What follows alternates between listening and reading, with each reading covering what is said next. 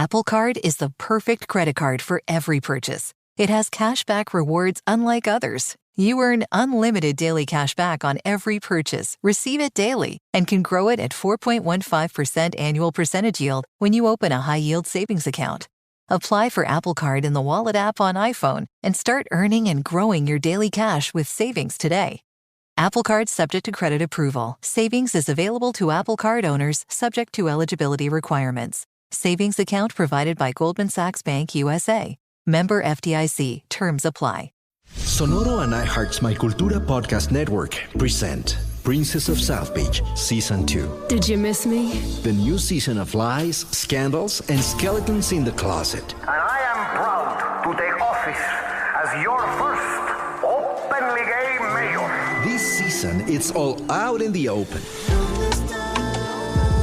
Listen to Princess of South Beach on the iHeartRadio app, Apple Podcasts, or wherever you get your podcasts.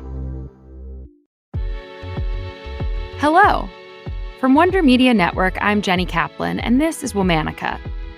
This month, we're talking about trendsetters, women whose vision, style, and willingness to break barriers changed culture, from what we wear to how we behave. Today, we're talking about a woman who made dresses for New York City's wealthiest socialites. Her work appeared in Vogue, Vanity Fair, even at the Academy Awards. Although she was respected among her peers and her high-profile clients, her labor and art remained underpaid and taken advantage of as a Black woman in the Jim Crow era. Let's talk about Ann Lowe.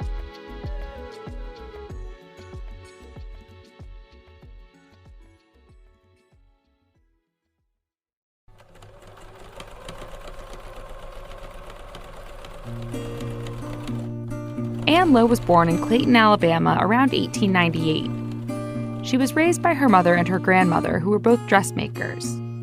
They taught Ann how to sew when she was just about 5 years old. Ann worked with her mother and grandmother to make dresses for the white elite of Montgomery, Alabama, with clients as prominent as the First Lady of Alabama. Ann quickly became a proficient seamstress and dressmaker. When Ann was a teenager, her mother died unexpectedly. She left behind 4 dresses she had started for a New Year's ball at the governor's mansion. Ann finished them all on a tight timeline and at a level of skill that rivaled her mother's. There aren't a lot of records of Ann's early life. We do know that she married very young and became a homemaker at the urging of her husband. One day, when Ann was out shopping, she was stopped by a socialite from Florida. The woman asked, where could she get a dress like the one Ann was wearing? When Ann replied that she made it herself, the woman offered her a job as a live-in seamstress in Tampa. Ann's husband didn't want her to take the job, but Ann took her baby and left for Florida, leading to her first divorce. In Tampa, Ann made a name for herself among the high society as an impressive seamstress and dressmaker. She specialized in gowns for fancy functions like weddings and balls.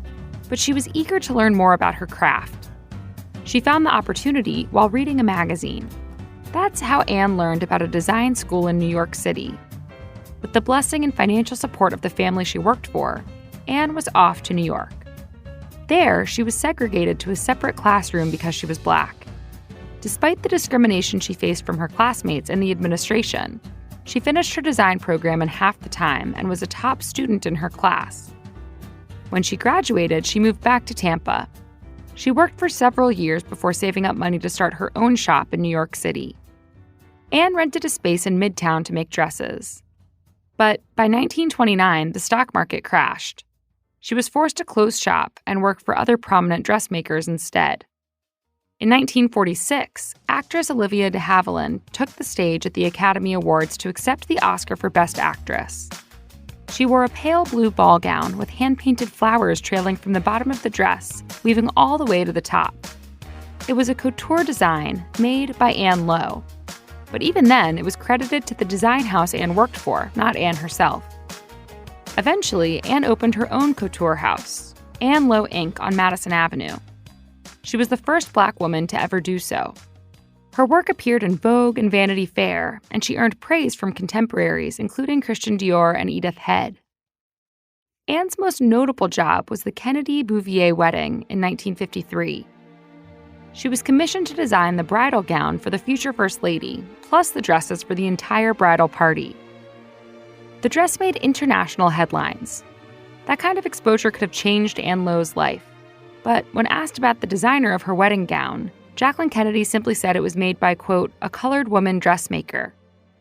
The opportunity for Anne's Madison Avenue dress shop to reach international acclaim was gone. The last few decades of Anne Lowe's life were not easy.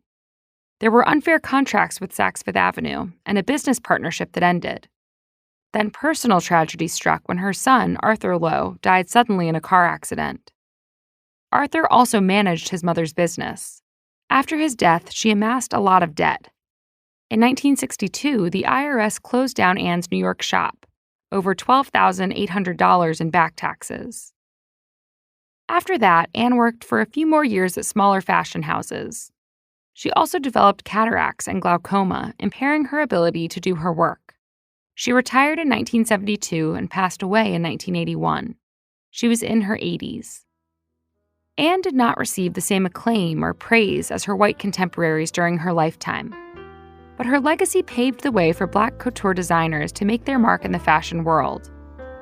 She faced obstacles like discrimination, financial hardship, personal strife, and people who took advantage of her kindness and lack of business know-how.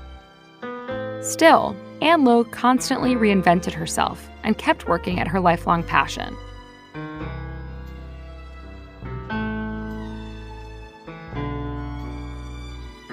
All month, we're talking about Trendsetters.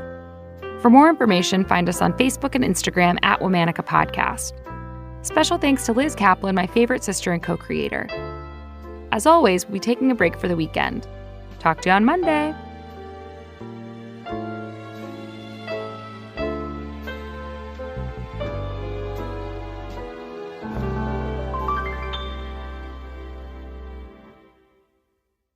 Sonoro and iHeart's My Cultura podcast network present Princess of South Beach Season 2. Did you miss me? The new season of lies, scandals, and skeletons in the closet. And I am proud to take office as your first openly gay mayor. This season, it's all out in the open.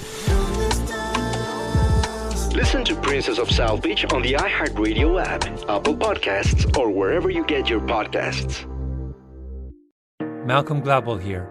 This season on Revisionist History, I am diving into one of the weirdest and most infuriating corners in American life: guns. All the crazy myths we have about them, everything we get wrong. We're going to talk about TV westerns, about a crime in a little town in rural Alabama, about the nuttiness of the Supreme Court. It's our biggest series ever, and one you won't want to miss. Listen to Revisionist History on the iHeartRadio app, Apple Podcasts, or wherever you get your podcasts. Does your brain keep you up at bedtime? I'm Catherine Nicolai, and my podcast, Nothing Much Happens, Bedtime Stories to Help You Sleep, has helped millions of people to get consistent, deep sleep. My stories are family-friendly, they celebrate everyday pleasures, and train you over time to fall asleep faster with less waking in the night. Start sleeping better tonight. Listen to Nothing Much Happens, Bedtime Stories to Help You Sleep with Catherine Nicolai on the iHeartRadio app, Apple Podcasts, or wherever you get your podcasts.